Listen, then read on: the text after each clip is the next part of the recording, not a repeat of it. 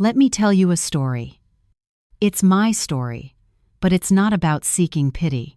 It's for anyone out there who feels trapped, who feels like the walls are closing in, just to show you that sometimes a door can appear where you least expect it. My name is Leah Taylor. I'm 32 years old, and until recently, I was a cashier at the local supermarket. I married Kyle Peterson when I was 29, believing that old saying, "A gentle husband makes for an easy life."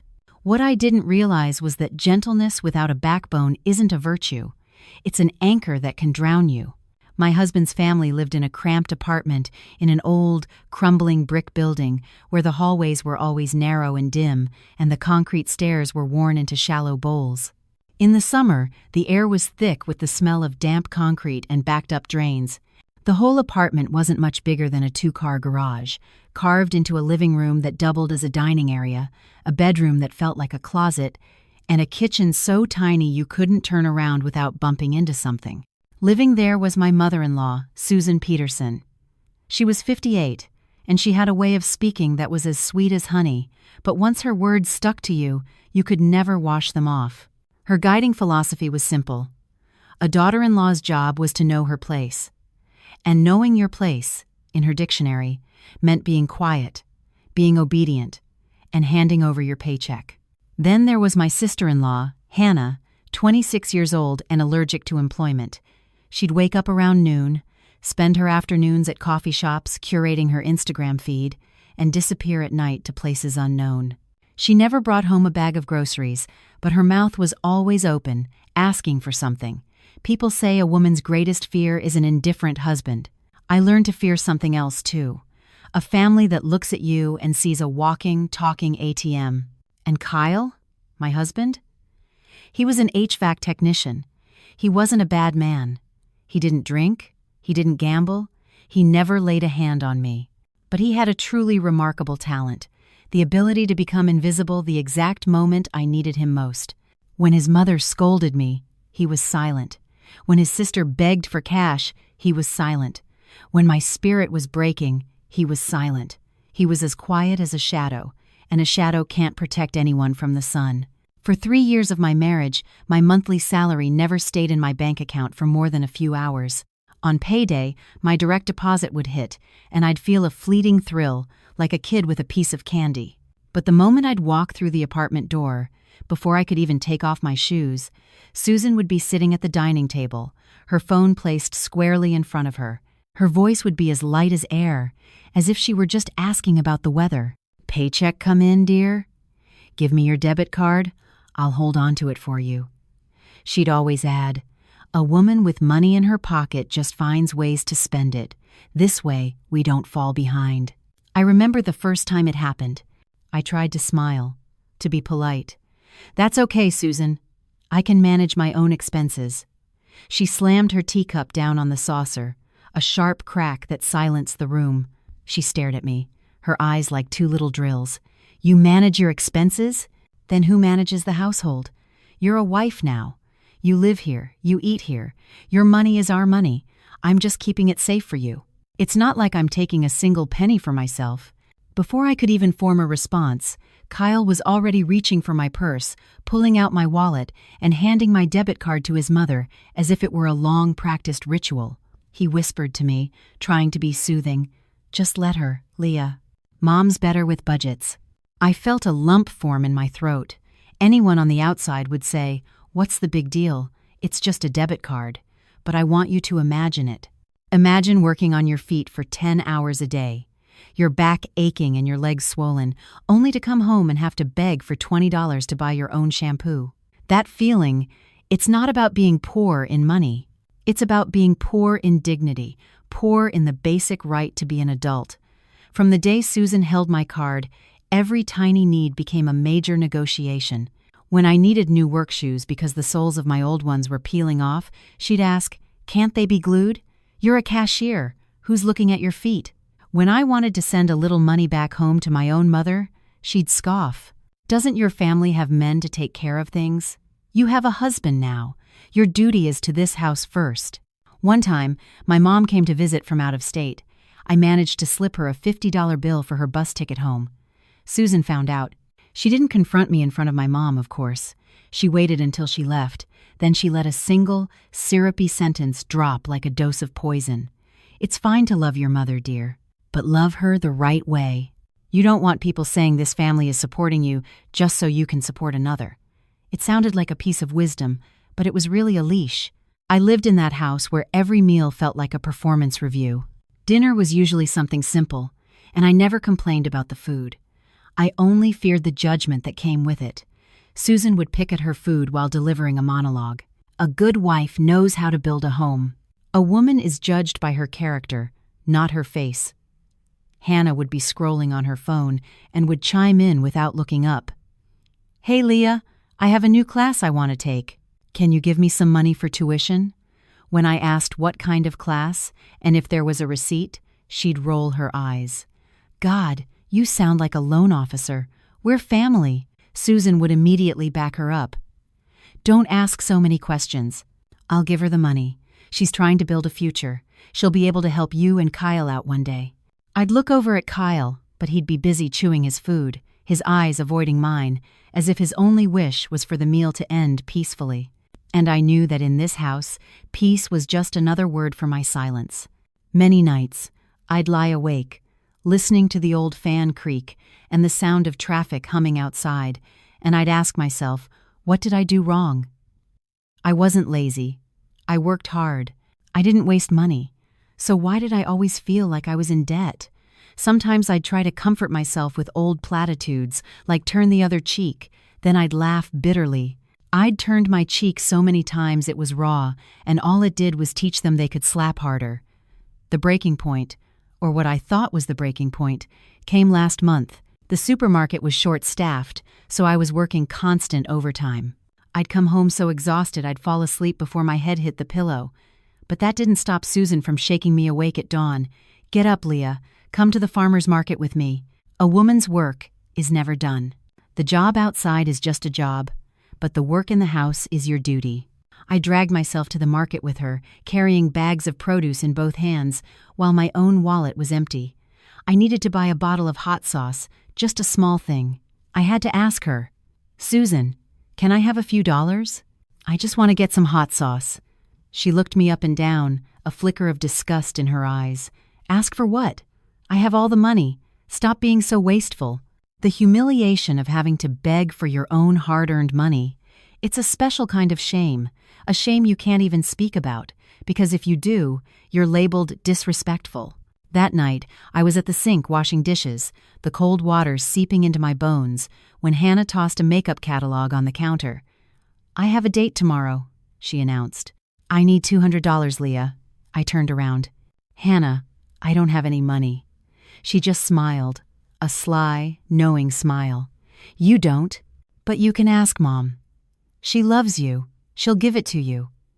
In that moment, a quote I'd read somewhere popped into my head. Some people don't crush you because they hate you. They crush you because they need you to be weak for them to feel strong.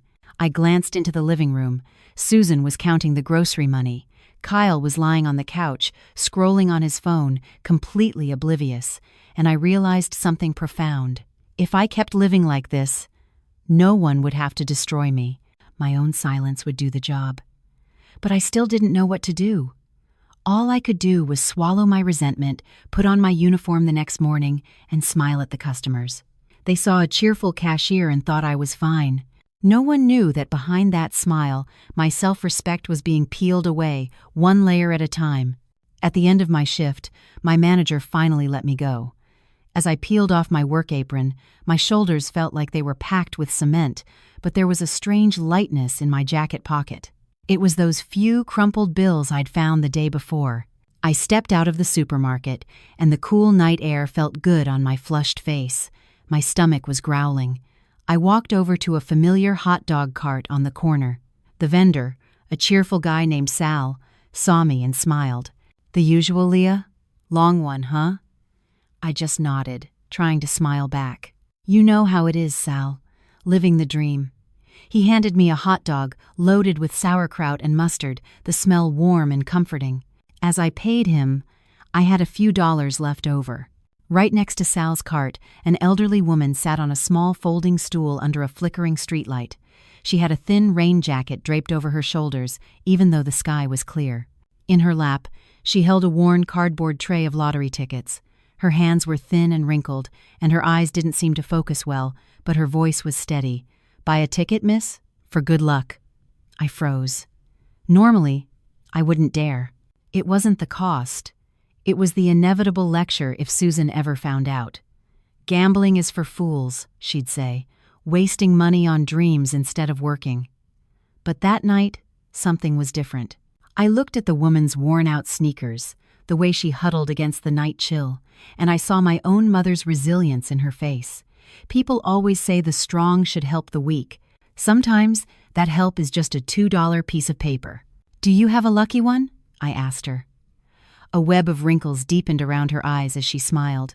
"They're all lucky, till the numbers are drawn, honey. You pick." I pointed to one at random, not because I cared about the numbers, but because I just wanted the indecision to be over. After I paid, she folded her hands and whispered, "God bless you, child."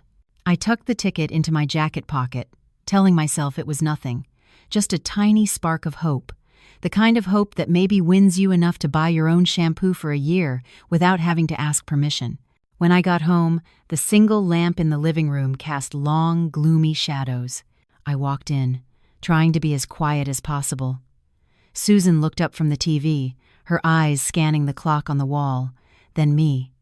"This is a decent hour to be coming home? A married woman?" I mumbled my excuse. "It was busy at the store, Susan." "Overtime."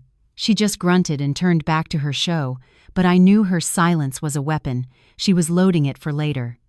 Hannah poked her head out of the bedroom, her voice thick with sleep. "Did you bring any food?" I held up the half-eaten hot dog. "Sorry, I was starving. Just this." She pouted and disappeared back into the room. Kyle was already in bed, the blue light of his phone illuminating his face. He glanced up and said just enough to be heard, "Hey, eat and get some rest. You've got work tomorrow." If you heard it on a recording, you might mistake it for concern. But in that room, in that moment, it sounded more like a request. "Don't bother me with your day." I went into our room and quietly closed the door. The air was stuffy and warm. I sat on the edge of the bed and pulled the lottery ticket from my pocket. It was just a thin slip of paper, fragile enough to be ruined by a single drop of water. For some reason, it reminded me of my own life, just as thin, just as easily torn. I carefully folded it and tucked it into a tiny, hidden pocket inside the bra my mom had given me years ago. As I did, I laughed at myself. You'd think I was hiding gold bars. But then I corrected myself. In this house, anything that was solely mine, anything that gave me a sliver of independence, might as well be a crime. Later that night, the TV in the living room finally went silent. The only sounds were the distant traffic and the rhythmic breathing of everyone else sleeping. I lay there, my stomach full but my heart empty, craving something I couldn't name. Security, maybe. I picked up my phone and, on a whim, went to the state lottery website. The screen glowed in the dark, making my eyes sting. I pulled out the ticket and began matching the numbers, one by one. At first, it was just a game, something to pass the time. Then I saw the first number match, then the second. I sat up, my heart giving a little flutter. I double-checked the third, then the fourth, my breath catching in my throat. I zoomed in on the screen, squinting, convinced my tired eyes were playing tricks on me. But they weren't. Every single number on my ticket matched. Every single one. I had won the jackpot. The number displayed on the screen was $64.7 million. I didn't scream. I didn't jump for joy. I didn't feel the euphoric rush you see in movies. Instead, a wave of ice-cold terror washed over me, so intense it felt like I was drowning. My first thought wasn't about buying a house or quitting my job. My first thought was a series of images flashing through my mind. Susan snatching my debit card, Hannah holding out her hand for cash, Kyle sitting silently, letting it all happen, and a voice in my head, my own voice, whispered a single terrifying thought. If they find out, I will lose every last cent.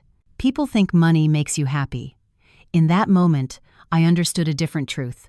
Having money you can't protect makes you a target. My fear was no longer about being poor. It was about watching the people I knew turn into strangers overnight, their eyes gleaming with greed.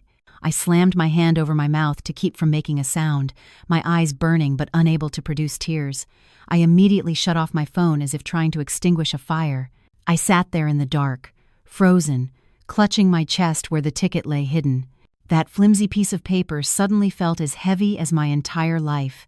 I didn't dare turn on a light or go get a glass of water. I just sat and listened to Kyle's steady, untroubled breathing beside me, as if the world hadn't just tilted on its axis. After what felt like an eternity, I finally forced myself to lie back down. But sleep was impossible. I just stared at the dark ceiling, a single thought echoing in my mind like a drumbeat. Keep it secret. You have to keep it secret, no matter what. I turned my head and looked at the man I had once believed was my rock. I didn't feel anger or resentment, just a cold, hard clarity. From this moment on, if I didn't save myself, absolutely no one else would. I lay there beside Kyle, my eyes wide open in the dark. The phone was off, but that number $64.7 million was burned onto the back of my eyelids. I could hear his steady breathing, the creak of the old fan, and the frantic pounding of my own heart. I couldn't risk getting up, couldn't risk making a sound that might draw a question in the morning. So I lay perfectly still, my hand pressed against my chest, feeling the fragile paper through my nightshirt. It was a promise and a threat, all in one. Sometime around 3 a.m., I couldn't take it anymore. I slowly slid my phone out from under my pillow, pulling the thin blanket over my head to create a tiny, dark tent. My fingers trembled as I dialed my mother's number. The phone rang once, twice. I was about to hang up, terrified of waking her, when her voice came through, groggy and thick with sleep. "Leah? Honey? What's wrong?" It's the middle of the night. Just hearing her voice made a dam inside me break. I could barely get the words out, my whisper so quiet it was almost swallowed by the fabric around me. "Mom, I won the lottery." There was a silence on the other end, a pause so heavy I thought she hadn't heard me. I repeated it, a little louder, a sense of desperation creeping in. "I won. A lot. A really, really lot." My mother took a deep, slow breath. There was no excitement in her voice, no shriek of joy, just a sudden, sharp clarity that cut through my panic like a knife. "Where are you right now? In their house?" "Yes," I whispered. "Does anyone know?" "No, no one." "Good," she said, her voice now firm, resolute. "Then you listen to me, and you listen carefully. You do not say a word. Not to anyone. Do you hear me? Not even to Kyle." I flinched. A small, weak part of me still wanted to believe in the vows I'd made, but Mom, he's my husband.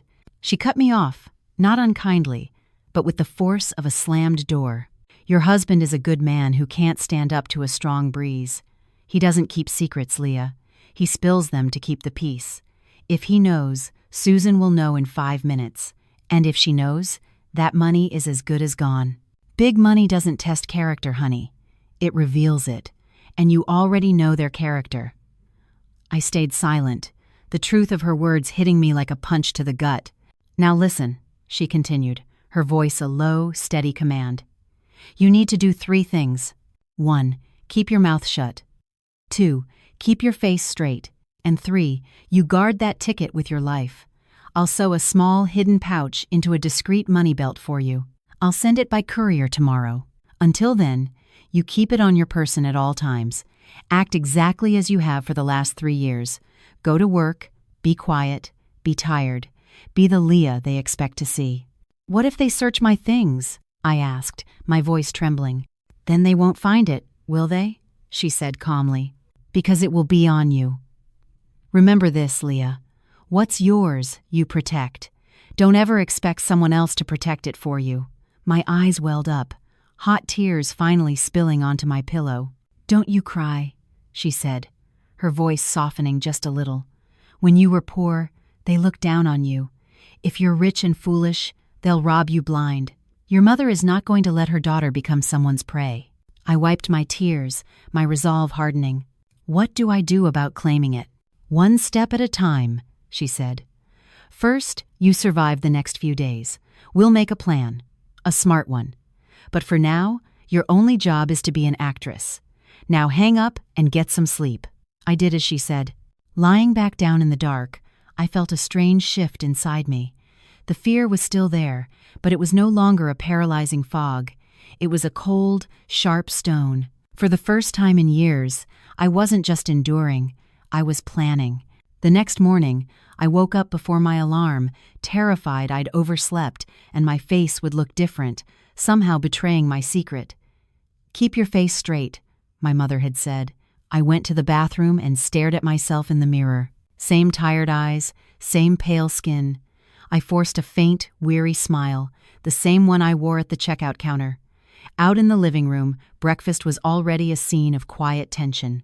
A pot of watery oatmeal sat on the table next to a jar of instant coffee. Susan was at the head of the table, stirring her cup with a slow, deliberate rhythm, as if she were mixing a potion. Hannah was across from her, hair a mess, already scrolling through her phone. Kyle was tying his work boots, his focus entirely on the laces. I sat down and served myself some oatmeal. Act normal, breathe normal, speak normal. But normal in this house was a tightrope walk. Susan started first, her voice deceptively casual. Leah, honey, we have a family matter to discuss. I just nodded, not looking up. Hannah put her phone down with a dramatic sigh. Leah, I need money. Urgently. I looked at her, asking only one question. How much? She reeled it off as if she'd been practicing. $2,700. It's for an advanced networking seminar. The deadline to register is today. I almost laughed. It sounded like a line from a late-night infomercial. I held it in and asked, calmly, what's the name of the seminar? Which institution is hosting it? Is there an invoice? Hannah's face tightened. She shot a look at Susan, a silent plea for backup. Susan immediately placed a spoonful of brown sugar in my oatmeal, her voice still syrupy sweet. Why so many questions, dear? She's trying to better herself. A daughter-in-law should be supportive. I put my spoon down and looked directly at her. I am being supportive. That's why I want to see the details. The air in the room went still. I could feel Susan's mood shift, but she kept her voice under control. Money is money. When the family needs it, you provide it. We are blessed to have someone willing to learn. You shouldn't be so stingy with your own sister-in-law. I turned to Kyle, hoping for just 1 ounce of support. He immediately started clearing his throat, a nervous habit. Leah, he said, half pleading, half admonishing, if you have it, just help Mom out. It's easier. Easier. That one word summed up our entire marriage. I took a deep breath, remembering my mother's voice. I kept my own voice low but firm. I can't give you the money this month. Susan dropped her spoon. It clattered against her ceramic bowl, a sound as loud as a gunshot in the silent room. You can't? She repeated, staring at me as if I'd grown a second head. What do you mean you can't? I met her gaze without flinching. I mean, I don't have access to it. I work, but I don't control the money, remember? Hannah snorted. Oh, that's hilarious. You go to work every day and you have no money? Who are you kidding? I turned to her. I'm not kidding. You of all people should know that. Hannah's face flushed with anger. Mom, do you hear how she's talking to me? But Susan wasn't looking at Hannah. Her eyes were narrowed, fixed on me. Don't you play games with me, Leah? Your paycheck goes into your account, and I have the card. I haven't touched it. Now the family has a need, and you say you can't help. Where are you hiding money? The accusation hit me, and for a second, my heart hammered against my ribs. This was the first test. If I panicked, they'd know something was up. So I did the opposite. I became even calmer. I'm not hiding anything. I'm just stating a fact. If you need the money and you have the card, then you can check the balance and make the payment yourself. Just show me the invoice for the seminar first. Susan's sickly sweet smile vanished. Invoice? Are you trying to teach me how to be a mother? No, I said simply. I'm asking for transparency, so I'm not blamed for anything later. The word blamed struck a nerve. Susan leaned forward, her voice dropping to a hiss. Blamed for what? You've lived in this house for 3 years, eating our food, sleeping under our roof, and now you talk like a stranger. You'd better watch yourself, Leah. Don't bite the hand that feeds you. The old guilt tactic. It used to work every time, but not today. I eat the food I pay for with the job I work, I said, my voice steady. I am not asking for anything, except for things to be clear. Kyle finally stood up, his face a mask of anxiety. Leah, stop. You're making Mom upset. Just agree and we can figure it out later. I looked at my husband, and for the first time, I didn't feel anger. I just felt a profound sadness. I asked him a simple question. Kyle, do you even know how much is in my bank account right now? He went silent, staring at the floor. He didn't know. He had never once asked. I turned back to Susan. You want me to borrow the money from my mother, don't you? A flicker of triumph crossed her face. Well, your mother loves you. She would help. It's just a small loan. I pushed my chair back and stood up. My voice was still quiet, but it carried a finality that silenced them all. No, I will not borrow money from my family to pay for a need that no one can prove is real. I will not use my mother's good name to cover for something that feels like a scam. Scam? Hannah shrieked, jumping to her feet. Who are you calling a scammer? I looked her dead in the eye. If it's for a class, show me the paperwork. If you can't, then stop asking other people to pay for it. That was it. Susan slammed her hand on the table. Leah, that is enough. You will listen to me, or you can pack your bags and get out. The threat hung in the air, the ultimate weapon she had always held over me. But today, the weapon had no power. I looked at her, my face a blank canvas. I'll keep that in mind. Kyle grabbed my arm. Leah, come on. Don't be like this. I gently pulled my arm away. I looked at him and said, just loud enough for him to hear, I'm not being like anything, Kyle. I'm just saying no. You're just not used to hearing it. I picked up my purse, walked to the door, and slipped on my shoes. As I opened it, I heard Susan's voice, low and venomous, behind me. You think about what I said. You get that money, or don't bother coming back. I didn't turn around. I just stepped out into the hallway and closed the door behind me. The cool, stale air of the building felt like the first breath of freedom I'd taken in 3 years. After that morning, the atmosphere in the apartment didn't just change, it curdled. The open hostility was replaced by a thick, suffocating silence. Susan stopped speaking to me directly, communicating instead through loud, pointed pronouncements to no one in particular. A wise woman knows her place in the family, she'd say while staring at the television. Pride comes before a fall. Hannah, too, adopted a new tactic. She stopped asking for money outright and instead took to sighing theatrically while scrolling through pictures of expensive shoes and tropical vacations on her phone, making sure I could hear her muttering, "If only someone cared about my happiness." Kyle just retreated further into himself, a ghost in his own home.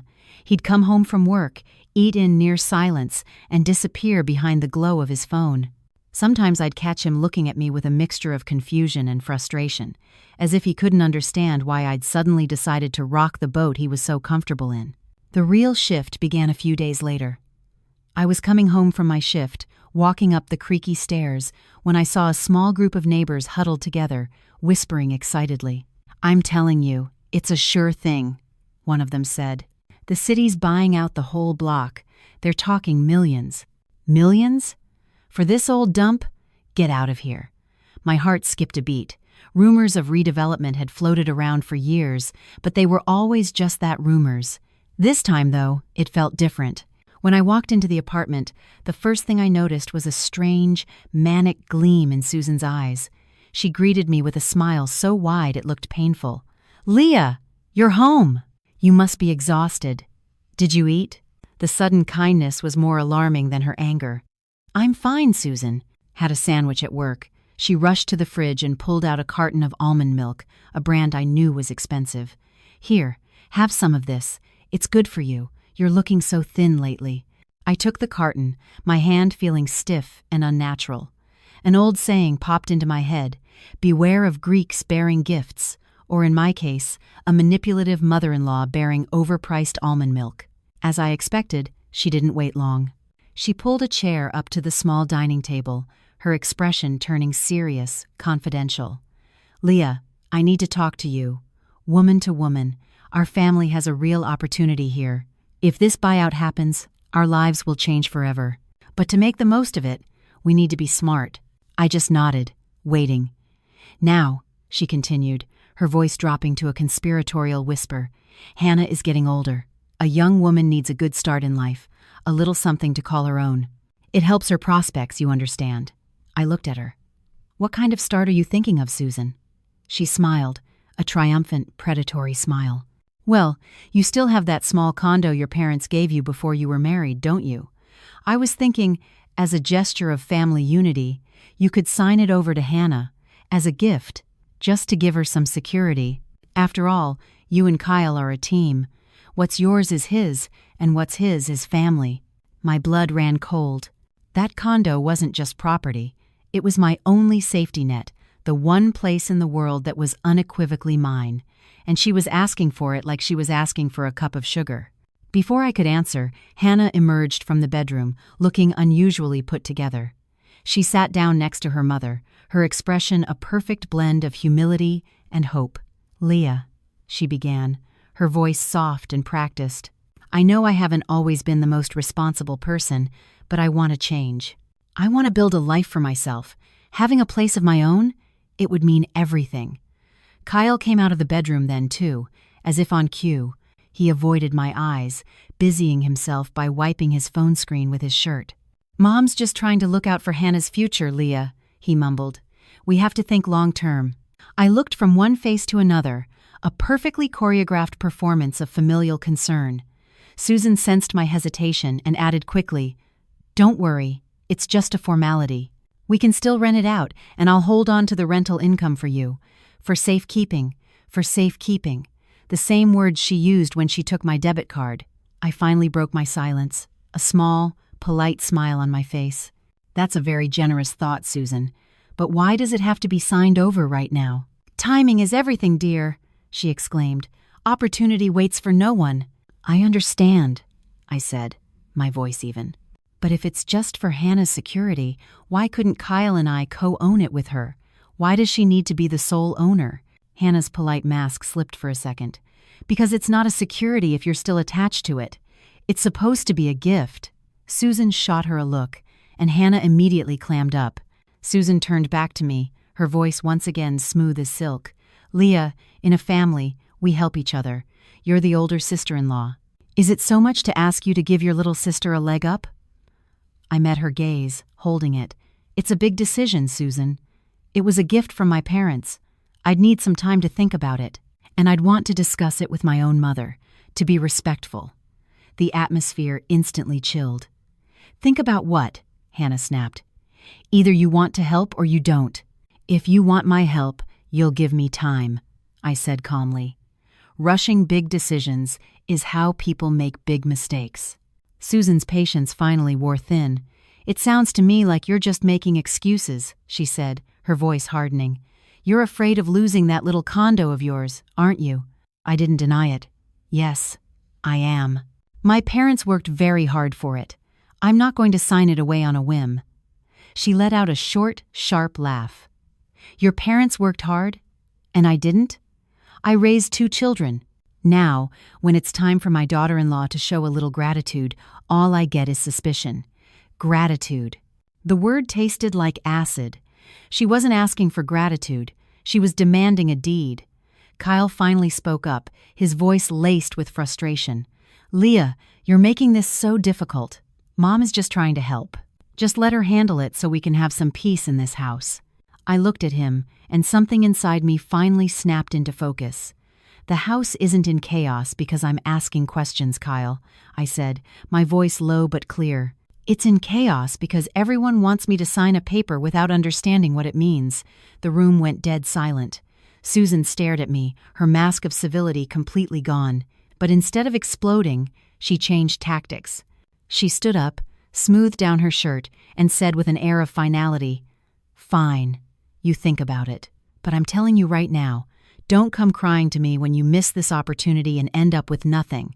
She and Hannah then swept out of the room, leaving me alone at the table with the carton of almond milk. I felt like I had just narrowly escaped a hangman's noose. That night, I knew they would be back. They weren't asking anymore. They were plotting. Later that evening, the air was hot and sticky, the kind of night where the city feels like it's holding its breath. I had just finished the dishes when, with a sudden flicker and pop, the lights went out. The fan sputtered to a stop. "Great, a power outage," Hannah groaned from the living room. "This place is a relic." Susan shushed her. In the sudden darkness, every sound was amplified: a car horn from the street below, the drip of a faucet. I went to my room, lay down on the bed, and pretended to be asleep. I didn't want another confrontation. I just wanted the night to be over. A few minutes later, I heard Susan's hushed voice from the living room. "Kyle, come here. I need to talk to you." I heard the scrape of a chair. It was the sound of a conspiracy being born. "You see how she is now?" Susan whispered, her voice a venomous hiss. "She's fighting me on everything. She knows about the buyout. Mark my words, that woman is planning to take the money and run." "She's just stressed, Mom," Kyle mumbled. "Stressed? Don't be a fool," she shot back. "She's afraid of losing her precious condo. That's what it is. You need to get her to sign it over, now. We need that property in our name before any official announcement." I held my breath, my knuckles white as I gripped the bedsheet. "But Mom," Kyle hesitated, "that's her condo, from her parents. Isn't that going too far?" Susan's voice dropped even lower, becoming chillingly practical. "Too far? Kyle, listen to me. She's been married to you for 3 years and she hasn't given you a child. A barren woman has no right to hold on to assets like that. What's she going to do with it? Leave it to a cat? If you don't secure that condo, when you two eventually split, she'll walk away with everything and you'll be left with nothing." The word barren hit me like a physical blow. Our struggle with fertility was a private pain, a grief I had carried alone while he offered clumsy, useless reassurances. I never imagined it would be twisted into a weapon against me, used to justify theft. Kyle was silent for a long, agonizing moment. I prayed he would defend me, that he would find some sliver of decency. But then Susan pressed on. "Here's the plan. We get her to sign. Once the condo is in Hannah's name and the buyout money comes through, we'll have all the leverage. Then you can divorce her. It will be clean. She'll have nothing to fight for." "Divorce?" Kyle's voice was barely a whisper.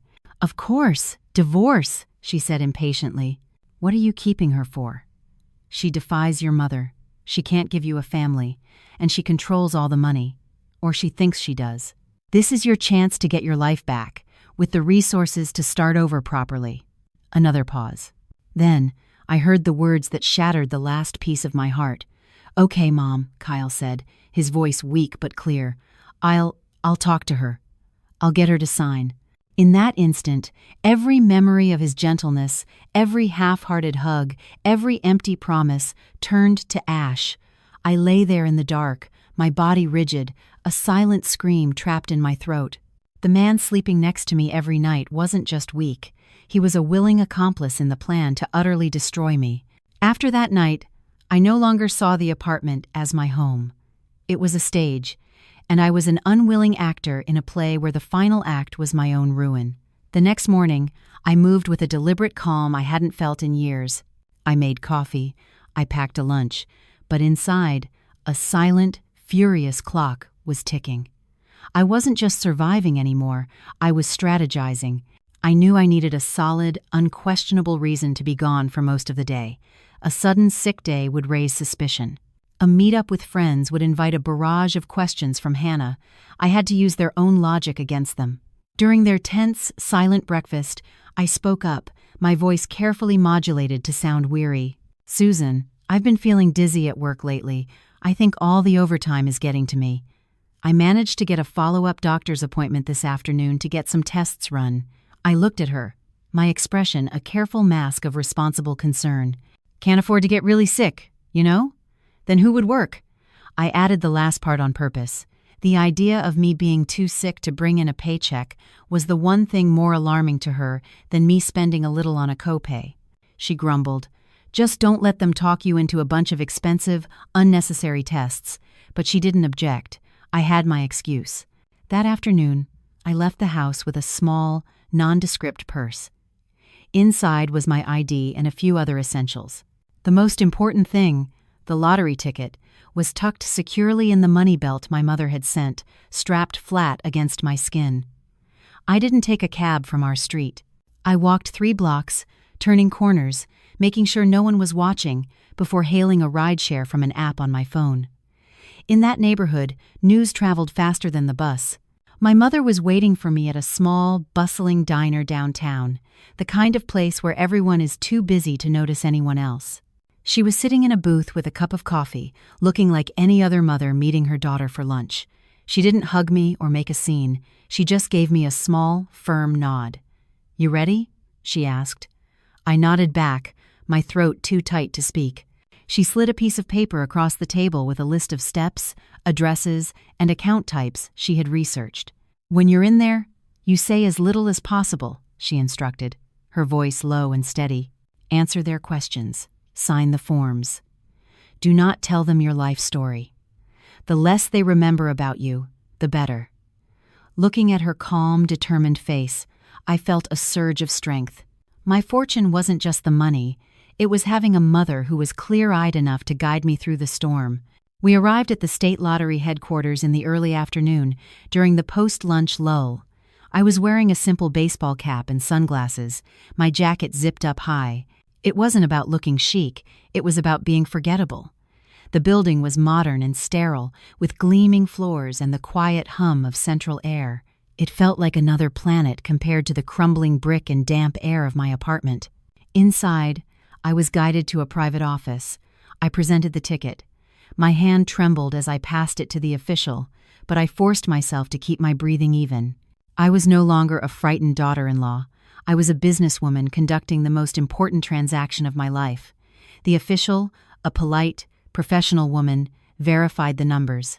She looked up at me, a small smile on her face. "Congratulations, Miss Taylor. It's a valid winner." After federal and state taxes, the final lump sum payout was $38.8 million. The number was so vast, so astronomical, that it didn't even feel real. My mind couldn't grasp it.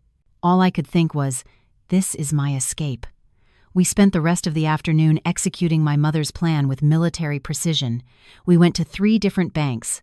At each one, we opened multiple accounts, a checking account for liquidity, a high-yield savings account, and several long-term certificates of deposit that would lock the bulk of the money away, protecting it not only from others but from my own potential foolishness. "You build a fortress," my mother told me as I signed another piece of paperwork. "You put up walls so high no one can climb them." By the time we were finished, the sun was beginning to set. My mother bought me a bottle of water and pressed it into my hand. "Now," she said, her eyes serious, "the hardest part begins. You go back there and you be the same Leah they saw this morning. You are tired from the doctor. The tests were inconclusive. You are worried. You are weak. You give them nothing, you hear me? Nothing." I laughed, a real, genuine laugh for the first time in what felt like a decade. "You're telling me to be a better actress." She didn't smile. "I'm telling you to survive. A cornered animal is dangerous. Don't let them know they're cornered until you're ready to leave the room." On the ride back, I watched the city lights blur past the window. Everything looked the same, the traffic, the storefronts, the people hurrying home, but I was different. I was no longer the woman who had to beg for $20. I was a silent, hidden power. I got out a few blocks away and walked the rest of the way, the rhythm of my steps steady and sure. When I opened the apartment door, the scene was exactly as I'd left it.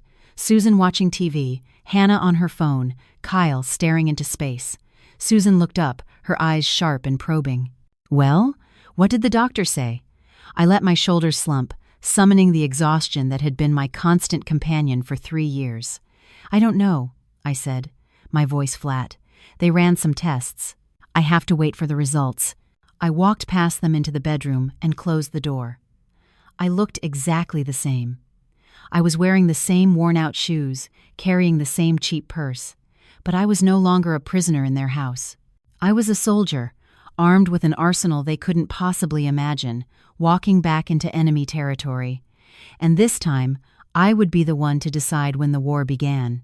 My war began quietly, not with a bang, but with a piece of paper. The next Saturday, I told Susan I had to work a half-day shift, a believable excuse. Instead, I went to a high-end grocery store across town, the kind of place I'd only ever stared at through the window. I walked the aisles, not with a shopping list, but with a strategic plan. I filled a basket with imported cheeses, artisanal crackers, organic fruits, a bottle of expensive olive oil, and a small, elegant orchid. It wasn't a shopping spree, it was bait. At the checkout, the total came to just over $200. The receipt was long and detailed. I folded it carefully and tucked it into the top of one of the shopping bags, making sure a corner of it was peeking out. Then I drove to my mother's new apartment. The first thing I had done with my newfound freedom was get her out of her cramped walk-up into a bright, secure building. I spent an hour with her, just sitting in her sunny living room, watching her tend to the orchid I'd brought. For the first time in years, I wasn't just visiting, I was providing. It was a feeling so powerful it almost brought me to tears. I returned to the Petersons' apartment late in the afternoon. I walked in and placed the single grocery bag on the dining table, then immediately went to the bedroom, pretending to be exhausted. "Just grabbing a few things for Mom," I called out, my voice intentionally vague. I left the bag there, a silent bomb waiting to be discovered. I didn't have to wait long. I heard Hannah's voice first, dripping with curiosity. "Ooh, what's in here?" Then, a moment of silence, followed by a triumphant gasp. "Oh my God. Mom, you have to see this." I heard the rustle of the receipt. Hannah began reading the items aloud like a prosecutor presenting evidence. Aged Gruyere. Prosciutto di Parma, Belgian chocolate, a $30 orchid. The total is $247. "Leah, where in the world did you get the money for this?" Susan snatched the receipt from her hand. I could picture her eyes, narrow and furious, scanning the paper. I emerged from the bedroom, my face a mask of weary innocence. "What's wrong? What's wrong?" Susan shrieked, waving the receipt in my face. "This is what's wrong. Where did this money come from? Your debit card is in my drawer. Are you stealing? Is that it?" Hannah chimed in, her voice full of malicious glee. "Or maybe she has a sugar daddy. That would explain why she's suddenly gotten so confident." This was it. The moment I had been waiting for. I didn't cry. I didn't plead. I looked from Susan's contorted face to Hannah's smug grin, and I let a long, slow breath out. "The money," I said, my voice dangerously calm, "is from my savings. The little bits of cash I've managed to scrape together over the years from birthday cards and holiday tips you didn't know about." Susan scoffed. "Savings? You? You've never had a dime to your name." "That's where you're wrong," I said, letting a cold, hard edge creep into my voice. "You thought you controlled everything, but you didn't." I turned to Kyle, who was standing in the doorway, looking utterly bewildered. "And as for a sugar daddy," I said, my eyes locking onto his, "the only man I've been with for the last 3 years is the one who stood by and watched his mother and sister treat his wife like a servant. So, if I have a secret, maybe you should ask yourself why I felt the need to have one." The accusation hung in the air, stunning them into silence. Susan recovered first, her voice rising to a full-blown scream. "How dare you? In my house! You ungrateful little witch! We took you in. We fed you. You fed me with my own money," I shot back, my voice finally rising to match hers. "You took my paycheck, my dignity, my voice. You talk about the hand that feeds you. I've been feeding this entire family for 3 years. "That's it!" Susan shrieked, her face purple with rage. "You want to be so high and mighty? Then get out! Get out of my house!" Hannah just smiled. "Yeah, Leah, go on. Let's see how far your savings get you." Kyle finally spoke, his voice a weak plea. "Everyone, just calm down. Leah, just apologize to Mom. Apologize." Even now, his instinct was to placate, to smooth things over at my expense. I looked at him, and for the first time, I felt nothing but pity. "No, Kyle," I said, my voice dropping back to that icy calm. "I'm not going to apologize. I'm going to leave." I walked back into the bedroom and pulled my small suitcase from the back of the closet. I didn't frantically pack. I moved with a slow, deliberate grace. I took my documents, a few changes of clothes, and the handful of personal items that were truly mine. Every movement was a declaration of independence. Kyle followed me, hovering in the doorway. "Leah, don't do this. You're just angry. We can talk about this." I zipped the suitcase shut and stood up to face him. "We've had 3 years to talk, Kyle. You were just never listening." I walked past him, out into the living room where Susan and Hannah stood like sentinels. Susan pointed a trembling finger at the door. "You walk out that door, you are never coming back. You will be nothing." I paused, my hand on the doorknob. I looked at her, at the woman who had tried to systematically erase me, and I gave her a small, tight smile. "You're wrong, Susan," I said softly. "I'm not walking out to become nothing. I'm walking out to become everything you tried to stop me from being." Then I opened the door, stepped into the hallway, and closed it gently behind me, shutting out the sound of their stunned silence. The click of the lock was the most satisfying sound I had ever heard. I was free.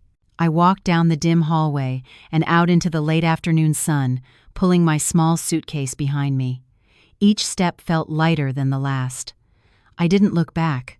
There was nothing left for me there but ghosts. I moved into my mother's spare bedroom that evening, a small, clean space that felt more like home than the apartment I had just left. I knew the fight wasn't over. It had just moved to a new battlefield. The first salvo came the very next morning. My phone started buzzing with notifications from the old neighborhood Facebook group, a page I rarely looked at but had never left. My mother's friend had sent me a concerned text. "Leah, you need to see this." I opened the app, and my stomach clenched. Susan had written a long, rambling post, a masterpiece of manipulative victimhood. It was filled with vague accusations and pious sorrow. "It is with a heavy heart that I share this news," she began. "My dear daughter-in-law, Leah, has left our home. We don't know where she has gone. She took a significant amount of money with her, money we had been saving for the family's future. We are heartbroken and worried for her. If anyone sees her, please tell her to come home. We just want our family back together." It was brilliant in its cruelty. She didn't explicitly call me a thief. She just painted a picture of a flighty, unstable woman who had run off with the family nest egg. The comments section was a viper pit. I always thought there was something off about her. "Poor Susan, after all you've done for her. Kids today have no loyalty." My name was being dragged through the mud by people who barely knew me, all based on the lies of a woman scorned. My first instinct was to jump in, to defend myself, to scream the truth into the digital void. But I heard my mother's voice in my head. "Don't get in a shouting match with a pig. You both get dirty, and the pig likes it." Instead, I took a deep breath and did something far more effective. I started taking screenshots, every post, every comment, every false accusation. I saved them all to a folder, creating a meticulous record of her slander. While Susan was busy waging her online war, I was meeting with Kevin Dunn, an attorney my mother's friend had recommended. He was a sharp, no-nonsense man in his 40s who listened to my story without a hint of pity, only professional focus. I showed him the screenshots, told him about the financial control, and explained the plot to take my condo. He nodded slowly. "This is more than just a messy divorce, Miss Taylor," he said. "This is a pattern of financial abuse and defamation. We have a strong case." Susan, however, wasn't content with just online slander. A few days later, she escalated. She staged a piece of public theater in the courtyard of the apartment building, right when she knew most people would be home from work. She sat on a plastic lawn chair, a Bible in her lap, weeping loudly for all the neighbors to see. Hannah stood beside her, dabbing at her own dry eyes, telling anyone who would listen how I had broken her poor mother's heart. It was a calculated performance designed to cement her image as the long-suffering matriarch and mine as the cruel, ungrateful runaway. But I was ready for her. I had anticipated this move. I drove to the building and parked a block away. I took a deep breath, clutching a small digital audio recorder in my pocket, the one that held the recording of her plotting with Kyle. Then I walked calmly into the courtyard. The moment Susan saw me, her wails intensified. "There she is," she cried, pointing a trembling finger at me. The child who has forsaken her family. Look at her, not a tear in her eye, cold as ice. A small crowd had gathered, their faces a mixture of curiosity and judgment. I didn't look at them. I walked straight up to Susan, stopping a few feet away. "Hello, Susan," I said, my voice even and clear, carrying easily across the suddenly silent courtyard. "I hear you've been telling stories about me." She launched into her tirade. "Stories? I'm telling the truth. You stole from us. You abandoned your husband." I let her go on, let her dig her own grave. When she finally paused for breath, I held up the audio recorder. "You're right," I said. "Let's talk about the truth." And I pressed play. The sound of her own voice, sharp and venomous, echoed through the courtyard. "She hasn't given you a child.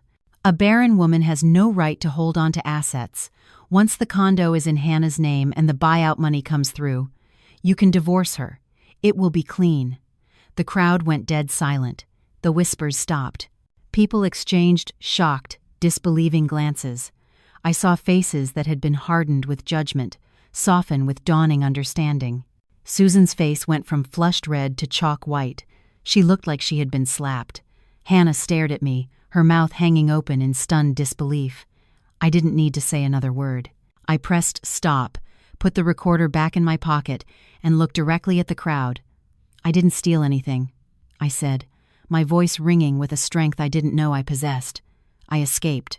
Then I turned and walked away, leaving Susan and Hannah standing alone in the ruins of their own lies, the silence of the neighbors more damning than any shout could ever be. That public humiliation didn't make the Petersons retreat. It made them desperate. When shame fails to work on people like them, they turn to fear. A few nights later, I was at my mother's apartment when my phone rang. It was an unlisted number. A cold knot of dread formed in my stomach. I let it ring, but my lawyer's advice echoed in my head. Document everything. I answered, putting the call on speaker so my mother could hear. A man's voice, rough and gravelly, came through the line. "Is this Leah Taylor?" "Who is this?" I asked, my voice steadier than I felt. "You don't need to know my name," he rasped. "You just need to know that you've caused a good family a lot of pain, a lot of public embarrassment. That kind of thing, it has a price." My mother shot me a sharp, warning look. I stayed silent. "Your mother-in-law is a respected woman," he continued. "Her honor is worth something. Let's say $260,000. You pay it, and this all goes away. The online posts, the bad blood, everything." I took a shaky breath, playing the part I knew I had to play. I don't have that kind of money." He laughed, a low, ugly sound. "Don't lie to me. We know you're holding out. You think you're smart, but you're not. You've got until the end of the week." Then his voice dropped, becoming a chilling, personal threat. "And Leah? I hear your parents live in that quiet little town upstate. Nice house, white fence, big oak tree in the front yard. It'd be a real shame if something happened to disrupt their peace and quiet." The line went dead. I stared at the phone, my body rigid with a terror so profound it felt like being submerged in ice water. They had found out where my parents lived. They were using them, the two people I loved most in the world, as leverage. My mother, who had been listening with a face like stone, immediately took the phone. "Call Kevin. Now." I relayed the conversation to my lawyer, my voice trembling. He didn't sound surprised. "This is a classic escalation," he said calmly. "It's also a felony. It's called extortion. Do not engage with them further. I will handle this." The next morning, on Kevin's advice, we filed a police report. The threat against my parents was a red line they had been stupid enough to cross. The police took it seriously, putting a watch on my parents' house and advising them to be cautious. The feeling of bringing that kind of danger to their doorstep made me physically ill, but I knew that giving in would only invite more threats, a lifetime of being bled dry. 2 days later, Hannah sent me a text. No pretense, no fake concern, just pure venom. "You happy now? You brought all this on yourself. Pay the money and stop being a bitch before things get worse." I didn't reply. I just took a screenshot and sent it directly to Kevin, who added it to the growing mountain of evidence against them. Then, the anonymous man texted me a time and a place, a booth at a Greasy Spoon diner off the interstate, 2 days from then. Come alone. Bring the cash. Following my lawyer's and the police's careful instructions, I texted back a single, terrified-sounding message. Okay, please just don't hurt my family. The meeting was a setup, a carefully coordinated sting operation. The police were clear. My only job was to show up, sit down, and follow their lead. The hours leading up to it were the longest of my life. My mother tried to distract me, but the fear was a constant, buzzing presence in the back of my mind. What if something went wrong? What if he saw through the act? At the designated time, I walked into the diner. It smelled of stale coffee and fried onions. The man was already there, sitting in a back booth, nursing a cup of coffee. He looked ordinary, which was somehow more frightening. I slid into the seat opposite him, placing a large duffel bag on the vinyl seat beside me. The bag was filled with cut paper, with a few real bills layered on top, just as the police had instructed. "You got it?" he grunted, not even looking at me. "It's all there," I whispered, my heart pounding against my ribs. "Now you leave my parents alone." "Sure, kid," he said, reaching for the bag. "Just business." The moment his fingers closed around the handle of the duffel bag, the diner seemed to explode into quiet, efficient motion. Two men who had been sitting at the counter stood up, badges suddenly visible. Another emerged from the kitchen. They surrounded the booth in seconds. "Police, don't move," one of them commanded. The man's face went from smug to panicked in a split second. He tried to stand, but it was too late. They had him cuffed before he could even process what was happening. As they led him away, he shot me a look of pure hatred. "You set me up, you bitch," he snarled. I just sat there, shaking, as a plainclothes detective came over to my table. "You did great, Miss Taylor," she said gently. "We've got him. He'll talk." And he did. Faced with a long prison sentence, he sang like a canary. He told them everything. Who had hired him? Who had given him my parents' address? Who had coached him on what to say? It was, of course, Hannah Peterson. Her desperate, foolish attempt to intimidate me had just handed us the final, irrefutable piece of evidence we needed to bring their whole rotten empire crashing down. While the police were dealing with Hannah's disastrous attempt at extortion, my lawyer, Kevin, was digging into the Petersons' finances. He had a hunch that their desperation went deeper than just greed. People who talk this confidently about a multi-million-dollar buyout that doesn't officially exist are usually hiding something, he told me over the phone. A week later, he called me back into his office. He slid a thick file across his desk. "Well," he said, a grim look on his face, "I found what they were hiding." I opened the file. It was a stack of official bank documents, foreclosure notices, and certified letters. The truth was far worse than I could have imagined. The multi-million-dollar buyout was a complete fantasy. There was a vague city proposal for the area, but nothing was confirmed, and certainly no figures had been announced. The reality was that Susan and Kyle had secretly taken out a massive second mortgage on their apartment years ago, cashing in on its equity. They had been living off that borrowed money, funding Hannah's lifestyle and keeping up appearances while making only the minimum payments. Now, the loan had ballooned, the payments had been missed, and the bank was just weeks away from foreclosing and seizing the property. My blood ran cold. The whole scheme, the pressure to sign over my condo, the lies about Hannah's future, the talk of a family windfall, it was all a last-ditch effort to get their hands on a debt-free asset they could use to save themselves. They weren't trying to build an empire. They were trying to plug a hole in their sinking ship, and they were perfectly willing to use me as the plug. The condo wasn't seed money for Hannah. It was collateral for the bank. I was their only way out, and they were ready to destroy me to get it. The day of our divorce hearing arrived. I walked into the courthouse feeling not nervous, but strangely serene. I was no longer a victim caught in a storm. I was the storm. My mother sat in the gallery, a quiet, steady presence. On the other side of the aisle sat Kyle and Susan. Hannah wasn't there. She was dealing with her own, more serious legal problems.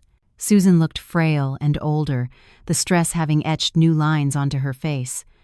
Kyle just looked defeated, a man hollowed out from the inside.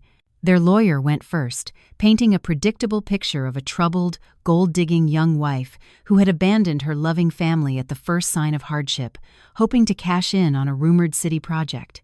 He spoke of family values and a wife's duty. I listened without emotion, knowing that his words were built on a foundation of sand. Then it was Kevin's turn.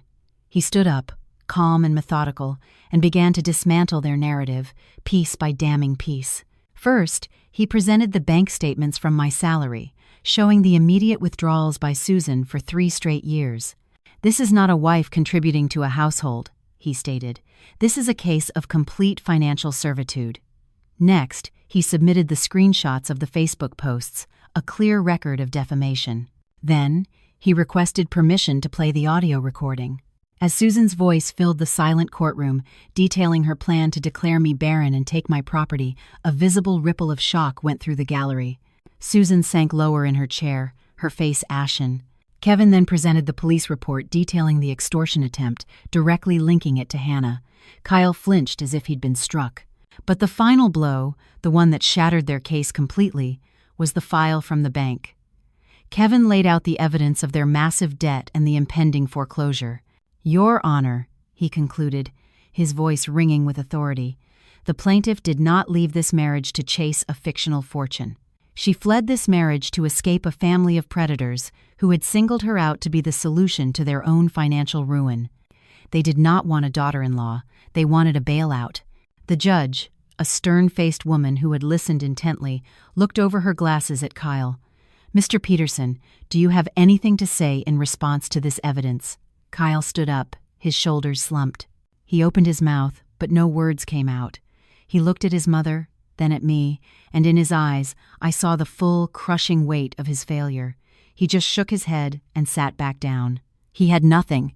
The verdict was swift and absolute. The judge's ruling was delivered in a calm, methodical tone that carried the unassailable weight of the law. The court granted my petition for divorce. It affirmed that the condo, a premarital gift from my parents, was my sole and separate property, untouchable by the Petersons or their creditors, and it ordered them to pay a significant sum in damages for defamation. I watched as the words settled over the room. Susan Peterson, the woman who had wielded shame and guilt like weapons for 3 years, seemed to shrink in her chair. The puppet master, whose strings had all been cut, Kyle stood slowly, looking lost and untethered, a ghost at his own funeral. The life he had known, a life buffered by my paycheck and his mother's schemes, had just been legally dismantled. My own reaction was not joy, but a deep, shuddering release. It wasn't the sound of victory. It was the sound of a cage door swinging open. As my mother and I walked out into the bright, indifferent sunlight of the courthouse plaza, Kyle hurried after us. "Leah, wait," he called out, his voice thin and desperate. I turned, waiting. He looked smaller than I had ever seen him. Can't we talk? Mom's sick. The house, Hannah, I don't know what to do." His plea wasn't for me. Not really. It was for the buffer, the shock absorber, the silent workhorse he had just lost. "There's nothing left to talk about, Kyle," I said, my voice gentle but final. "That life? It's over." "But I can change," he insisted, his eyes pleading. "I know I was wrong. I was weak. I just want the old Leah back." I looked at him, at the man I had once loved, and the last vestiges of my old life fell away. "She wasn't gentle, Kyle," I said softly, the truth finally clear in my own mind. "She was just quiet, and you mistook her silence for consent."